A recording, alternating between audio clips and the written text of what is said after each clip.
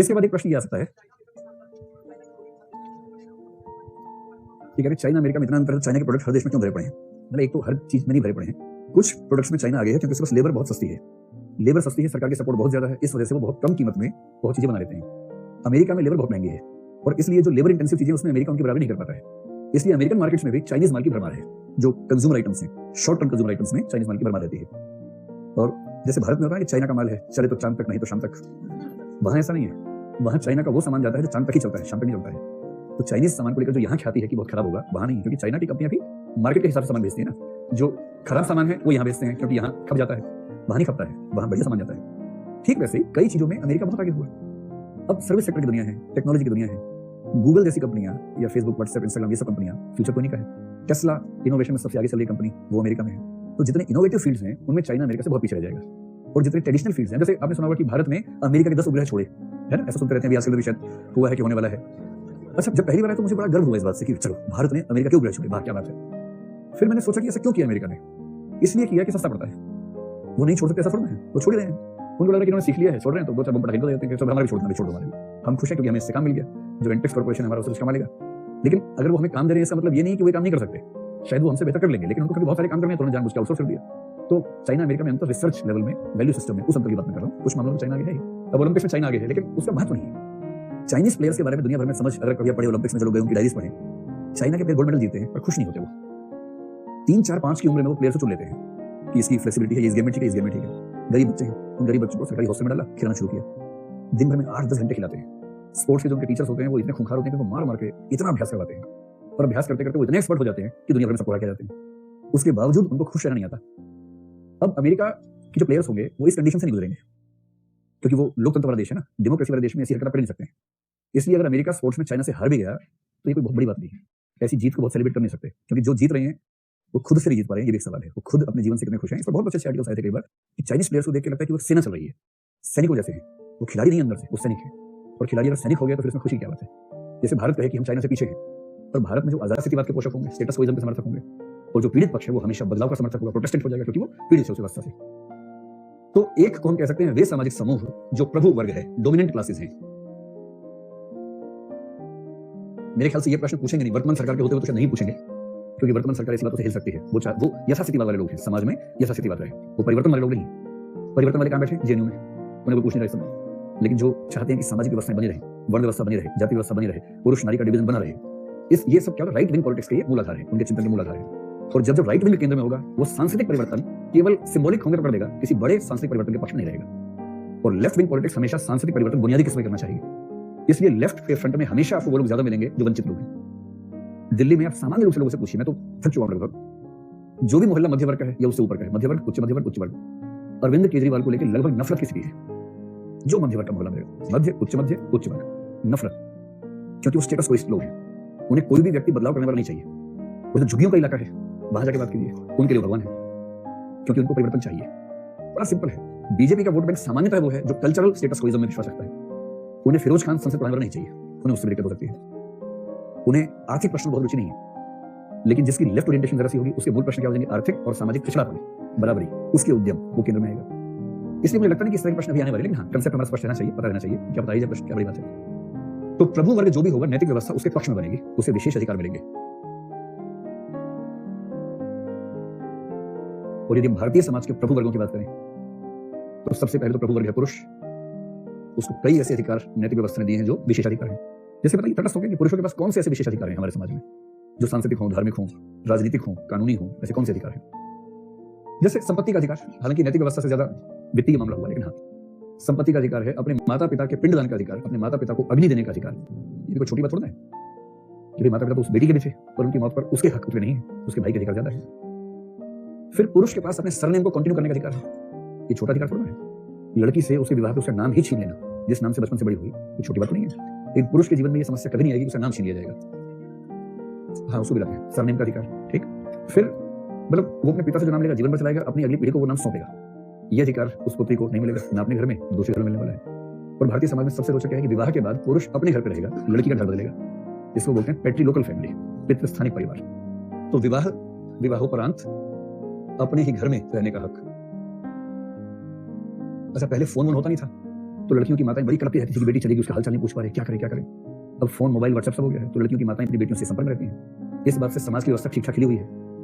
कई बूढ़े बोलते हैं कि जिस घर में लड़की की मां घर लेती है वो घर चल नहीं सकता। सबसे अच्छी माँ वो है जो बेटी को ब्याह के पूछना भूल जाए कि बेटी ठीक हो कि नहीं। जो पूछेगी 4 सवाल, परिवार बिगाड़ देगी। और लड़के वाले अक्सर यही रोना होते हैं कि लड़की की माँ का दखल बहुत ज्यादा है। कितना दखल है? रोज दिन में एक बार फोन करती है, हाल पूछती है, इसी से बिगड़ रही है, कंट्रोल नहीं हो रही है। अब तो व्हाट्सएप आ गया, कोई कुछ कर नहीं सकता है। अब तो ये होके रहेगा। अब परिवार टूटे फूटे जो हो, लेकिन स्थितियां ये हैं। तो हम एक बात मान लेते हैं कि पुरुषों के पक्ष में नैतिक व्यवस्था बहुत ज्यादा सुविधाएं प्रदान करती है। और ये मामला केवल इतना है कि वेशभूषा का मामला भी है। वेशभूषा क्या था? अगले जन्म वो है बेटी न कीजो, ये है। तो भाई वाई क्रोमोसोम वाले ध्यान दें, तुक्के से एक वाई क्रोमोसोम ज्यादा है। तुक्के से, उसमें आपका कोई योगदान नहीं है। उस एक वाई क्रोमोसोम ने आपकी जिंदगी को इतना योयो बना रखा है ना? तो एक वाई क्रोमोसोम पे इतना मत उछलो कि पूरा समाज खतरे में आ जाए। और यह है बदतमीजी। आईएएस ताकत का पद है। आईएएस की तैयारी करने वाले बच्चे यहाँ बैठे हैं और 500 में अधिकतम 25-30 लड़कियां बैठी हैं। पेट्रियार्की के लिए कहीं और देखने की जरूरत नहीं है। सत्ता की दौड़ में ही लड़कियां 10% भी शामिल नहीं हो पा रही है। दौड़ के बाद क्या होगा बात की बात है। और यही अनुपात लोकसभा में भी है, हर जगह वही है। दौड़ में ही शामिल नहीं है। ऐसा नहीं कि लड़कियां नहीं है, आप में से ही कई घरों की लड़कियां हैं जो यहाँ हो सकती थी पर वो अपने घरों में काम कर रही हैं क्योंकि उन्हें उतने अवसर नहीं मिले जितने आपको मिले हैं। इतना ही मामला है, अवसरों का मामला है, दिमाग का नहीं है। 12वीं क्लास का रिजल्ट हर साल बता रहा है, हर साल। और उसके बाद भी जैसी उच्च शिक्षा शुरू होती है, कभी इस वजह से कि लड़की बाहर कैसे जाएगी, खतरा है, ये है, फलाना है, ठिकाना है, कभी ये कि संसाधन सीमित है तो लड़के भी घर चलेंगे। ये कुल मिला के सामाजिक भेदभाव, डिस्क्रिमिनेशन का मामला है कि इस क्लासरूम में लड़कियों का अनुपात मुश्किल से 10% से भी कम है। यहाँ की बात नहीं है, किसी भी ऐसी जगह की बात है जहाँ पावर का संबंध यहाँ से बनेगा, जहाँ से सत्ता की रेस होगी। जी टीचर्स नहीं महिलाओं, ये कहना चाह रहे हैं ना, ये सवाल मुझसे 16 लोगों ने पूछा है, इसका जवाब भी सुन लीजिए। एप्लीकेशन निकालते हैं, पिछली बार 300 एप्लीकेशन आई, उनमें से एक महिला की एप्लीकेशन थी, उसको डेमो क्लास के लिए बुलाया, वो आई ही नहीं, कहां से लेके आऊं? समझ गए? ठीक। अगर किसी दिन कोई महिला अध्यापक होगी जो पढ़ाने में बढ़िया हो, पढ़ाने से कंप्रोमाइज कर सकते हैं, तो आपसे पूछना नहीं पड़ेगा मुझे उसको लाने के लिए। ठीक है, तो बहुत जल्दी उदाहरण से बचना चाहिए। कुछ और वजह भी हो सकती है, वो भी सोचना चाहिए। दृष्टि के स्टाफ में 600 में से कम 150 महिलाएं काम करती हैं। एक तथ्य ये भी है जो आप नहीं जानते हैं। तो सीधे जजमेंट होने से पहले और पक्ष पर सोच लीजिए, इसकी वजह वाई क्रोमोसोम नहीं है। इसकी वजह यह है कि वो इतनी पीछे है कि अप्लाई भी नहीं कर रही है इस पद के लिए। तो कई लेवल्स हैं डिस्क्रिमिनेशन के, वो भी पक्ष में होता है। एक बात ये है कि जो प्रभु वर्ग है, नैतिक व्यवस्था उसके पक्ष में हमेशा ज्यादा काम करेगी और इसलिए इनके बेनिफिट्स बढ़ते जाएंगे। एक तो हो गया पुरुष, और कौन सा वर्ग हो सकता है? जाति के हिसाब से भी हो सकता है। तो जिसको आप सवर्ण, देखिए ब्राह्मण कहते हैं क्या होगा, तलवारें खिंच जाएंगी, तो सवर्ण कहने से थोड़ा सा डाइल्यूट हो जाता मामला। सवर्ण का मतलब है जो उच्च जाति है। अच्छा, सर क्यों लगा रहे हैं? इससे मतलब है कि जो वर्ण व्यवस्था के शीर्ष पर हैं या ऊपर की स्थिति में, और सवर्ण हम अपनी चॉइस से नहीं लगा रहे हैं, हम इसलिए लगा रहे हैं कि ये शब्द समाज शास्त्र में प्रचलित शब्द है। हम इसलिए नहीं लगा रहे कि हमें अच्छा लगता है शब्द। जैसे पुरुष शब्द का पर्यायवाची है आत्मा, सांख्य दर्शन में आप कह सकते हैं कि आत्मा है कहां इसके अंदर, तो पुरुष क्यों कह रहे हो? परुष कहो इसको। परुष मतलब कड़वा, चुभने वाला। तो मेरी चॉइस नहीं है ना, पुरुष शब्द चलता चलता क्या कर सकते हैं, भाषा में हम कहां तक सुविधा करेंगे। तो सवर्ण समुदाय के जो इथिक्स होंगे, मतलब इथिक्स होंगे, वो सवर्ण समुदाय को फायदा पहुंचाएंगे। इसका सबसे अच्छा तरीका समझने का यह है कि हमारे समाज में ऐसी कई कहावतें मिलेंगी जो सीधे सीधे इन वंचित वर्गों को नुकसान पहुंचाएंगे। ऐसी कहावत जो महिलाओं के खिलाफ हो, ऐसी कहावत जो निम्न जातियों के खिलाफ हो, आपको खूब मिल जाएंगे। बताने की जरूरत है, पता है। तो कोई ऐसी कहावत बताइए जो महिलाओं के खिलाफ हो। बस तुलसीदास ही कह गए हैं, कबीरदास जी भी कह गए हैं, सब कह गए हैं। मतलब रामचरितमानस का प्रसिद्ध कथन भोल शुद्ध पशु सुना ही आपने, हालांकि वो बहुत सुटेबल कथन नहीं है इस मामले में, तब भी प्रसिद्ध कथन तो है ही। और तुलसीदास ने, कबीरदास ने ऐसे कई कथन कहे हैं, कोई एक कथन की बात नहीं है, कई कथन कहे हैं।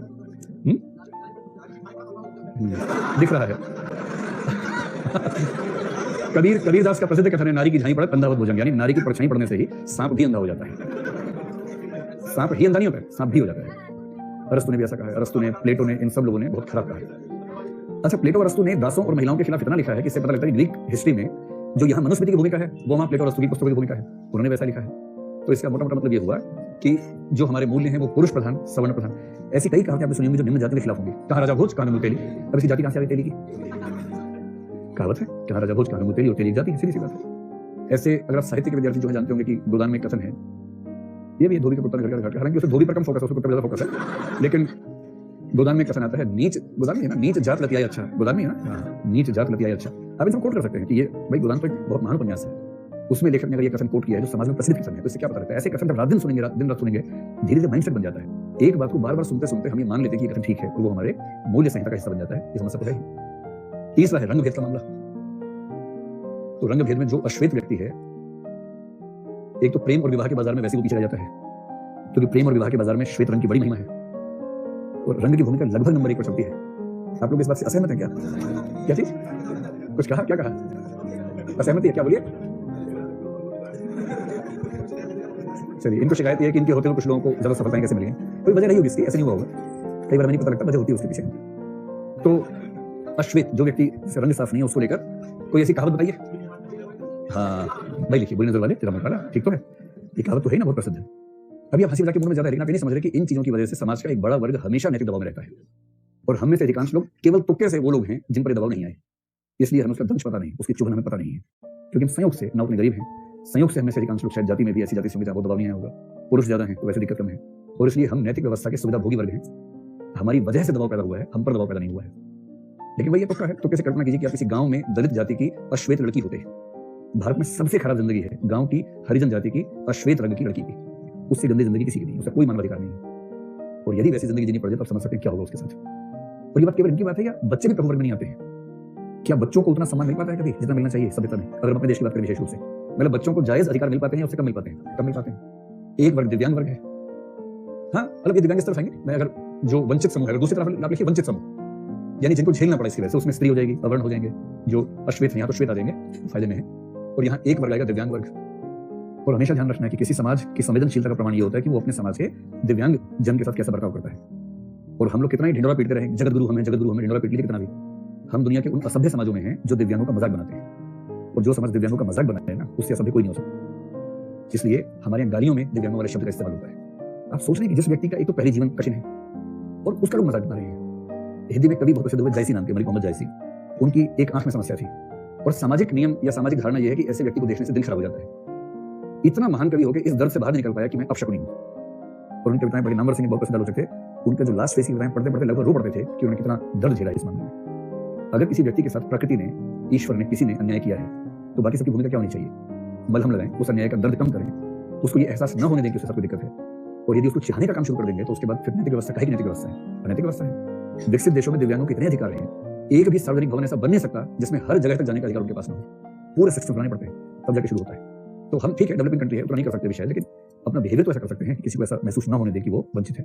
और ऐसे बच्चे हमारे युद्ध का मैदान होते हैं, या हमारे स्प्रिंग बोर्ड होते हैं, इसको उछल के लात मारते हैं उसके बाद हम, तो ये भी एक बात है।